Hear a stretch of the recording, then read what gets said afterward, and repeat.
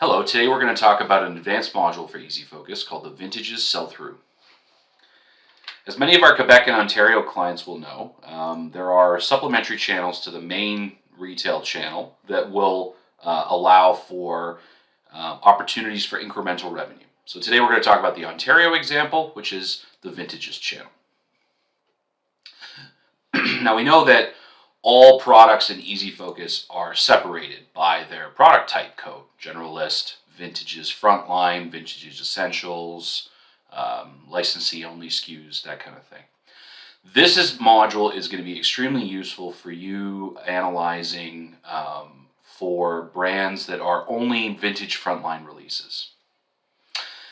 As you'll notice, this area uses one of the dynamic web table tool setups that we have, which is the types of tables with the strip of magnifying glasses across the top, which allows for lots of really quick and easy filter and customization views. One of the easiest ones you can do, especially if you're an organization that has several sub-vendor and identifications with the LCBO, is you can click and drag the agent up into a filter and create subtotals and groupings for the different agent identities that you have. Or again, if you'd like to just simplify the table, you would just utilize this column chooser button, and you can choose which information you'd like excluded from the table as well. Or if there's information that you'd like to move, just keep in mind with these dynamic web tables that you can move the columns. You would just pick up something like the next order column and you can drag it over closer to the sales and inventory column here, for example. Does not equal 0. Quick filter will show me anything that's got an upcoming order on the next date, or I could do something like rank the release dates from soonest to furthest away in the past, that kind of thing.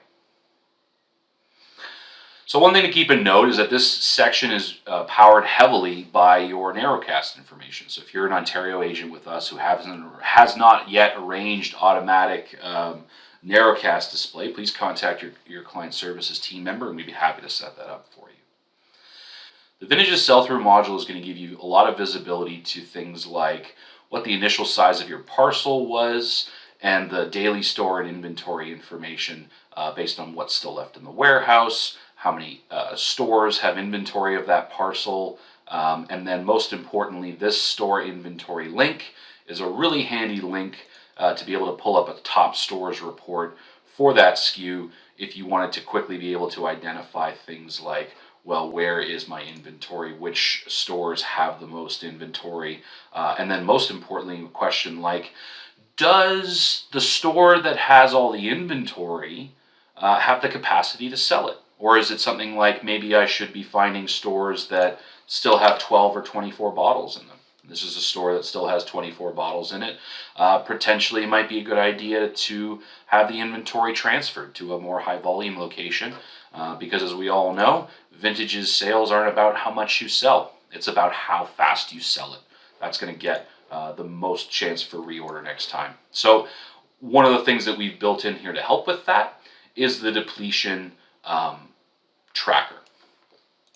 Any product that's got an active parcel or one that's had a previous one will have a percentage depletion tracker. So this is going to let you see whether or not you've depleted enough of the parcel through 16, 12, 8, and 4 weeks. And conveniently, you'll see, of course, that the first set of 4 weeks has a week-over-week breakdown. So you can really highlight if you're able to deplete the vast majority of the parcel in the first 4 weeks. You're even able to highlight very quickly how much of the parcel was depleted week over week in the first month. One other thing that's important to note about the Vintages Sell-Through section is you also have the ability to compare whether or not your brands of a category are depleting at the same rate as other brands brought in from the same country or category. Great way to highlight if your SKU is performing better than the other products from the same region. So all you would do for that, as a default, this report loads only the SKUs linked to your agent title.